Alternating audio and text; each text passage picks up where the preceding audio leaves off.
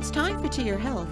Joining me today is Dr. Lorraine Maida, a functional and integrative medicine physician who practices anti-aging medicine, executive health, hormone replacement therapy, and weight management. She's the author of Vibrance for Life, How to Live Younger and Healthier. Dr. Maida is here today to discuss the gut-brain connection. Welcome, Dr. Maida. Thanks for joining us. Thank you so much for having me, Joan. Doctor, I hear a lot these days about the gut-brain connection. Can you tell us what that means and how it relates to overall health? Absolutely.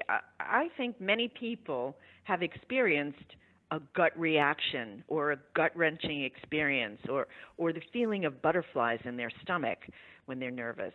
Well, these are phenomena where your gut and your brain are communicating with each other. And the brain communicates with the stomach at even the thought of food or the smell of food, and it signals the production of digestive enzymes. You know, even if you think of a lemon, your mouth waters. So if communication between the brain and the gut is blocked, it really affects digestion. You can't digest foods. Then you become nutritionally depleted, and you can have stomach pains, gas, bloating, other distress, and those nutrients feed your brain, and you can have mood disorders as well. The communication goes both ways because a troubled intestine can also send signals to your brain. And interestingly enough, it can cause anxiety, stress, depression, and emotional illnesses because your gut makes serotonin, which is your antidepressant, your natural antidepressant. So if your gut is not working well, neither is your brain. And people have a lot of mood disorders when there's digestive disorders. You know, just think of children that get a stomach ache when they're distressed. Adults do too, and they can experience things like constipation, diarrhea, nausea, irritable bowel, and a lot of mood disorders in response to stress, and that's the gut-brain connection. And we're learning so much more about this so that we can better control symptoms of anxiety, depression, heartburn, constipation, diarrhea, stomach pain, irritable bowel by understanding this gut-brain connection. I think this connection is fascinating, and I think it's something that most people don't even think about. So how does this communication occur, and what other types of things does it influence besides what you just mentioned? Well, the gut and brain communicate through the nervous system. We have nerves running through all parts of our body, and that's how, you can communicate through hormones, you can communicate through the immune system, and you can communicate through the nervous system. The brain deals with all of them, and so does the gut.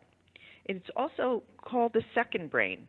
And the second brain in the gut can give rise to so many mental, emotional conditions as well as physical illnesses because it's regulated by the types of organisms or the microbiome that live in your gut. These regulate your immune system, and these organisms talk to the brain. So you can have the good guys that go along the regular route, or you can have the bad guys that kind of send out bad signals. And they're studying this in depression, Parkinson's, Alzheimer's, autism, ALS, multiple sclerosis, and pain and anxiety disorders, and so many other neurological conditions. And what they're finding is if they transplant good bacteria into people's colon, it reverses these conditions. It's amazing because it's the gut bugs that are causing some of these conditions. Doctor, how does a person know if these bugs are good or bad, or if they cause illness? And then, what can someone do about it? Well, what I do is I test what's in your gut, and I take a look. What do you have? What do you have in there? Some people have parasites, worms, yeast, bacteria that doesn't belong there. And just by having a good diet, you can change your microbiome and staying away from sugar and processed foods. But sometimes you need to go further. And I use, lifestyle measures. We can starve the bad bugs by taking away sugars and processed foods. Sometimes I'll give medication or herbals to kill off the harmful bacteria that are in there or microbes. It could be other things besides bacteria. It could be viruses or parasites. And you can feed the good probiotic bacteria. So probiotics are now being designed for different conditions. Sometimes I give digestive enzymes because if you're not taking the time to allow your digestive enzymes to start working, you run out, you can't digest your food, so giving digestive enzymes can help. And there's what they call the 4R program.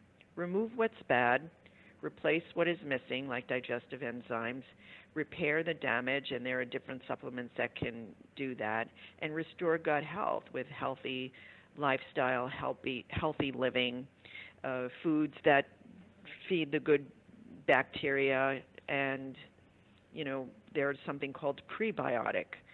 So you'd be amazed at how many symptoms are alleviated with just these simple measures and how great people feel. All types of pain goes away, stomach, muscles, joint. People lose weight, they get better energy, more clarity, they sleep and think better, and they feel great. And one of the other bonuses is the skin clears up like you wouldn't believe. Their moms send their kids when they're going off to college and they're embarrassed about their acne. Just doing a gut protocol clears their skin up and they're happy campers. So I urge anybody with any mystery illnesses that just haven't been tackled by conventional means to seek out a functional medicine physician who really knows how to uncover the root cause.